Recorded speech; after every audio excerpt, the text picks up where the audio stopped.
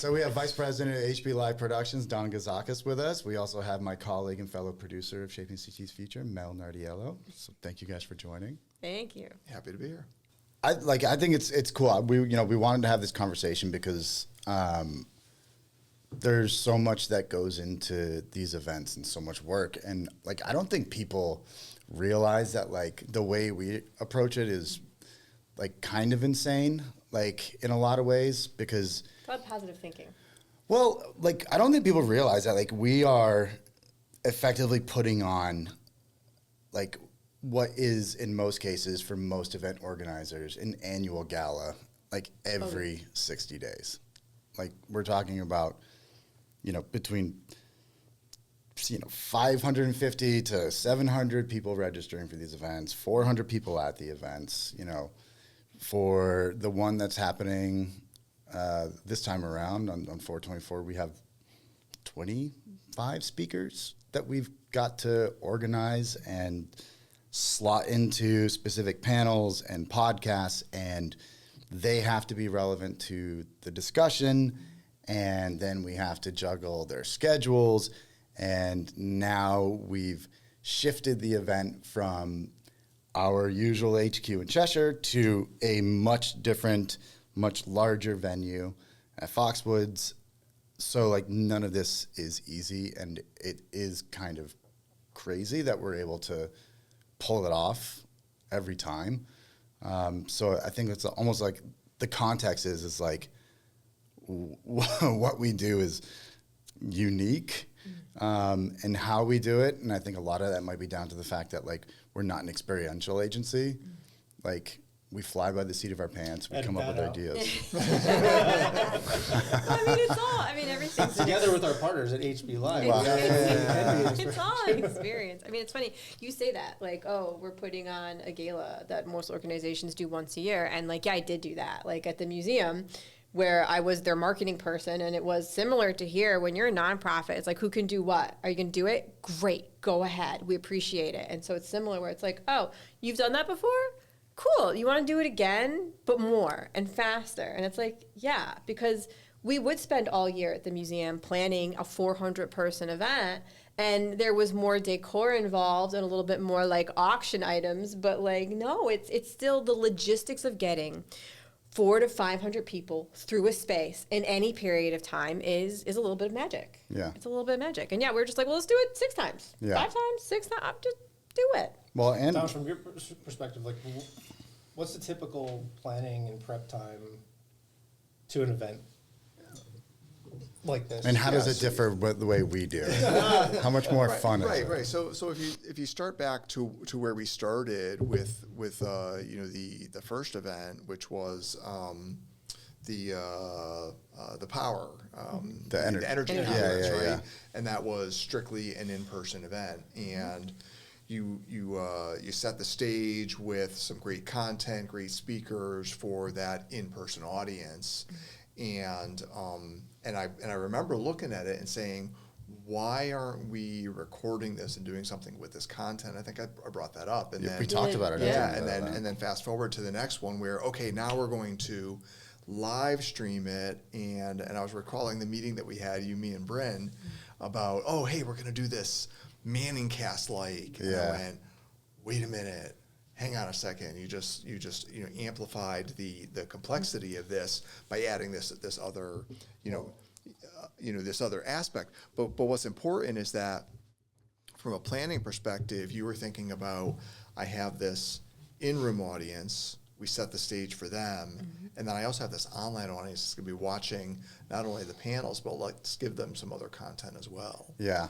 and I remember like us talking after the energy event and being like, yeah, like there's so much information we can capture, there's so much content, and then just making that shift to filming, like that adds its own layer of complexities and nuance and planning and whatever, and then that Manning cast-esque, I remember pitching that. I think it was like I pitched it internally. I'm like, isn't this like awesome? And then I pitched it to you, and you're like, how? I'm just like, this is so the people are going to be watching the the roundtable reaction to what's being said on stage in real time. I'm like, yeah. And they're like, how's anybody at home going to understand what's being said on stage? I'm like, I don't know. Maybe we should rethink this. And that became more of, you know, it's like, all right, after the play on the field gets kicked back to the studio, what do the subject matter experts and the pundits think about what happened? And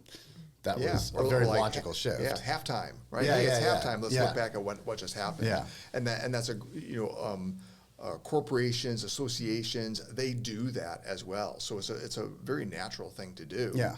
But getting back to your question about like the planning and organization of it, you know, what I love about you guys is that you are very focused on the content and the people and the speakers, right? And you know, HB Live handling the technology of it is a very natural, you know, sort of association, and you know, not really getting hung up on, hey, what is that, you know, decor, or you know, like that's almost unimportant in the grand scheme because you're developing really great content for these people. Yeah, and I think, you know, it's also kind of like a testament, like after every single event, like we're like, what else can we do? Because we've, you know, 5 events last year, this is our 2nd event this year, and not a single one of them have been identical to one another. There has been a consistency, though, is that I feel like by the end of these events, we all are on the same page. We're like, there's so much we didn't get to say. There was so much we didn't get to tackle. People were hungry for more. They want it. And I think that, to your point, that energy event really was that line of like, more are interested in being involved and getting this content than what can live in the house.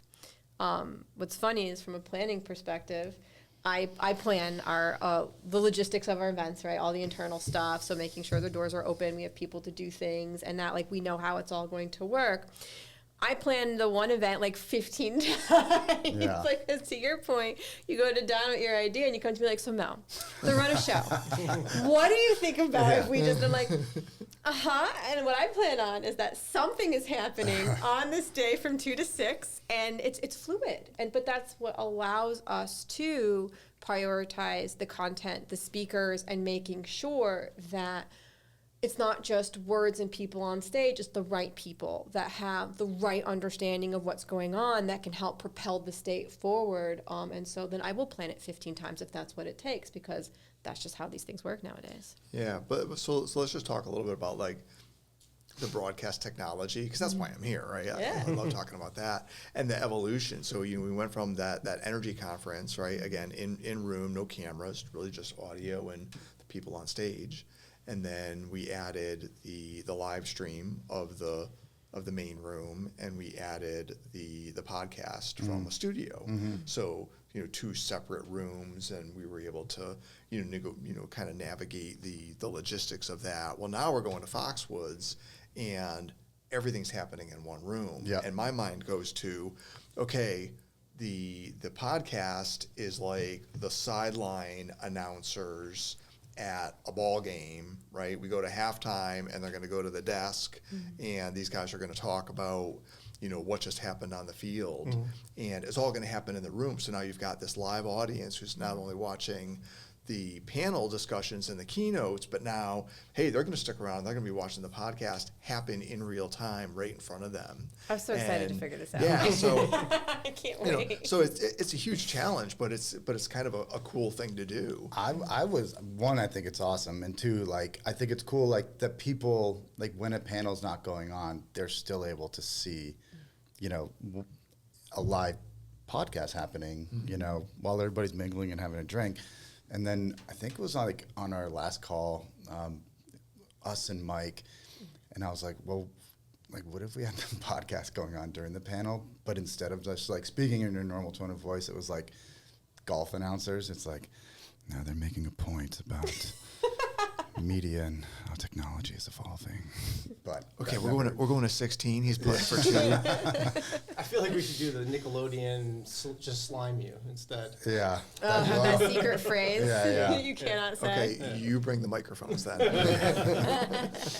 So, But I do think what we keep evolving from, right? It's growth every time. Yep. And I'd say that the maybe it's not so secret, but certainly the angle that is working is access, right? And content formats. And most conferences, most seminars, most meetings, whatever, you want to call this gathering, are gated. And even the sessions, you have to choose one, and you can only attend so many, and they're behind closed doors, and it's all of this kind of protected discussion and thoughts, right? And what we're trying to say is, well, screw that. Like, let's go as wide as we can to involve as many people as possible in the conversation, and the value then becomes in the number of people that are there, the connections that are made, the opportunities for businesses to show off what they do and what they're great at. It's not about, the ticket sales, right, or what you're charging for conference entry, or the VIP pass or whatever it may be, right? And that is definitely a little bit of a zig where others have zagged, trying to monetize the events directly.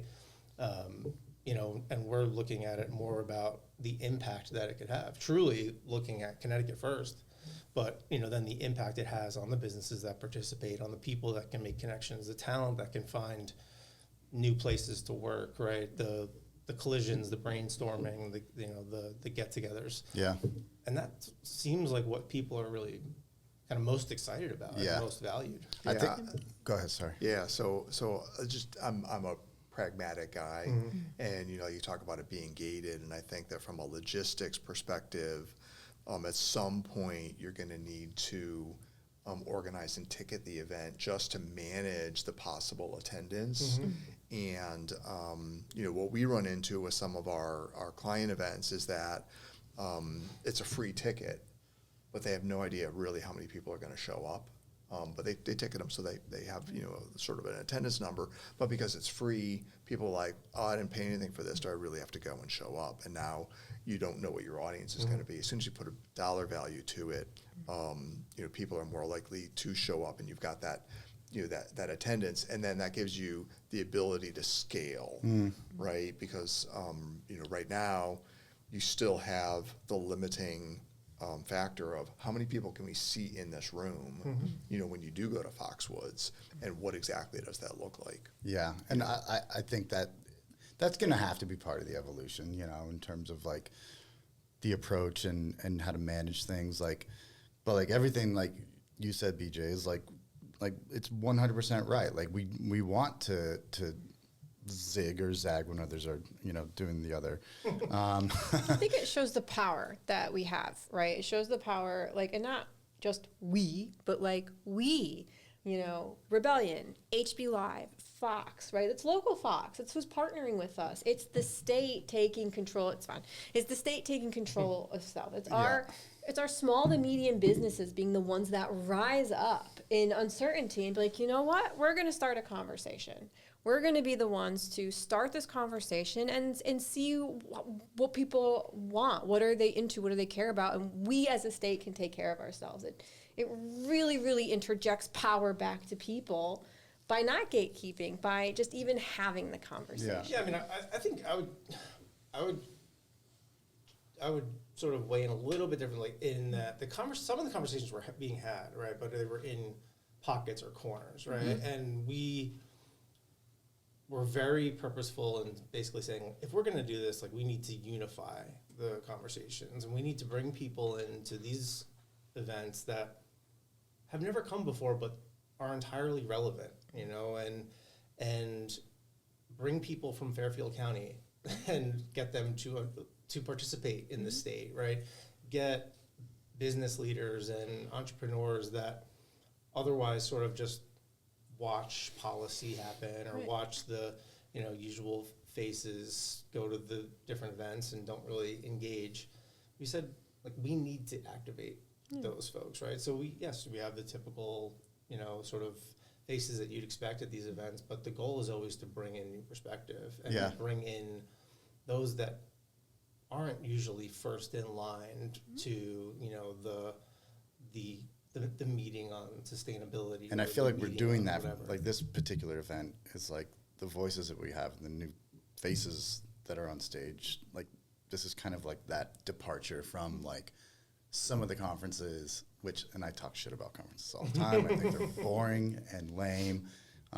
So I always take the chance to do that. But you're right. Like it has to be like not your standard speaker, so to speak. Yeah, and there's so much available within Connecticut that, you know, like you said, it may not be well known, or it's happening, you know, in the shadow or in the corner. And it's not because it's secretive, it's just because it's the time and place. Yeah. And opening this up to more people, you know, the opportunity. You know, so I happened to look at one of the speakers for the event on the 24th, and I did not know that there's an expansion professional soccer team coming to Bridgeport. Yeah. And then I saw that, I'm like, holy crap, I love professional soccer. Oh my goodness, they're going to be building all of this stuff down in Bridgeport on the shoreline there. This is amazing stuff for Connecticut. That's actually amazing potential for my business. And I didn't know it. And the same similar thing happening in Middletown, you know, with the Vale Sports Club, like, you know, but that's going to be a $25 million facility. I think that's opening in a few weeks. But and those are in many instances, I don't want to get my facts wrong, but like those are folks that aren't championed, aren't talked about.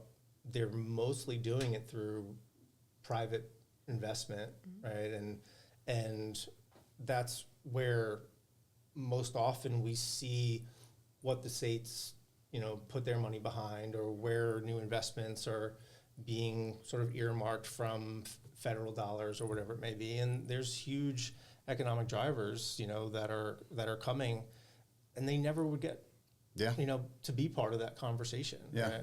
And even down in, you know, in Stanford, the waterfront sort of rehabilitation and renovations there, you know, those are investors that bridge between New York and Connecticut. So let's get them to continue to come further east. Yeah. And the other side of it too is like we want the events to have like value and utility from the thought leadership and the different perspectives from speakers that may have been flying under the radar. Like the other thing that we want it to be is a social hub. Like I want these events to be fun. I want people to network and meet each other. I do want people to have a cocktail and a drink and loosen up and enjoy themselves.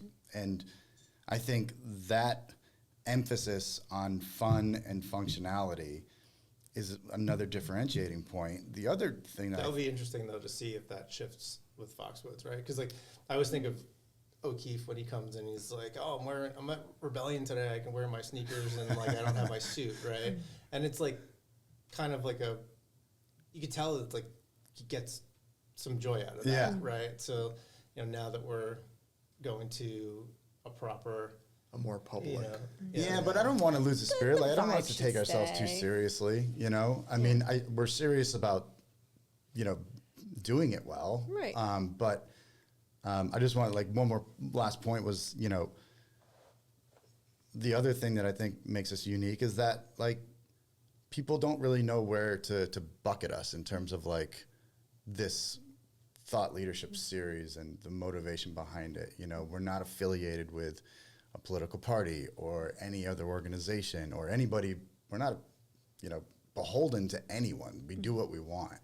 And we decide if we're going to have 40 speakers, we decide if we're going to have a podcast, you know, a fucking hot air balloon, whatever it is. Like we get to do. Oh, I can't wait for that. Let me procure a hot no, air balloon. Mike Evans. No open flames at Foxwoods. Above Foxwoods. Mike Evans knows my ambition for hot air balloons. But I think like that's part of it. People like the fact that this is a safe space in terms of like, that's you know, part of, I think, though, like my job of it is that when I whether it was here or in Foxwoods, I got to look at that floor plan and I got to think about the flow and think about how are we keeping that vibe? How are people getting to where they want to be? And that's a big part of what I do. And then definitely work with Don to make sure I'm not interfering with what he's trying to do with all of the cabling and technology.